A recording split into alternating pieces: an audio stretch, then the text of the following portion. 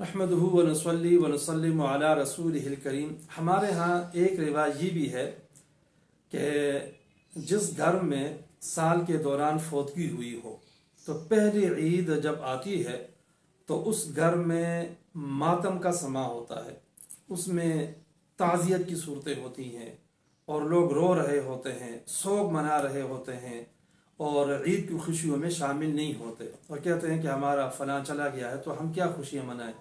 شرعی لحاظ سے یہ شرعی حدود سے تجاوز ہے اور یہ بہت بری بات ہے۔ شریعت ہمیں یہ کہتی ہے کہ خوشی کے موقع پہ خوشی منائی جائے اور غم کے موقع پہ غم کیا جائے، سوگ منایا جائے۔ لہذا جب اب عید کا موقع ہے تو اب خوشی منانا چاہیے۔ ہاں، جس وقت اس بندے کا انتقال ہوا تھا تو اس وقت شریعت نے اجازت دی تھی کہ ماتم اور سوگ 3 دن تک کیا جا سکتا ہے، بلکہ اگر بیوہ عورت ہو تو وہ 4 مہینے 10 دن تک سوگ کرتی ہے، وہ شریعت کے اندر ہے، اس میں کوئی حرج کی بات نہیں ہے۔ اور 3 دن کے بعد سوگ منانا، تعزیت کرنا اور اس طرح ماتم کا سما بنا لینا یہ بالکل ناجائز اور حرام ہے اور شریعت سے اس کا کسی قسم کا کوئی تعلق نہیں ہے۔ پھر عجیب بات یہ ہے کہ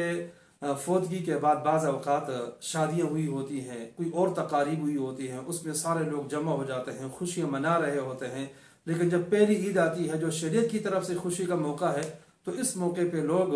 اس خوشی کو بھول جاتے ہیں اور وہ جو پرانا غم ہے اس کو تازہ کر رہے ہوتے ہیں اور ماتم کر رہے ہوتے ہیں، تو یہ بہت غلط بات ہے۔ اس رسم کو چھوڑ دینا ضروری ہے۔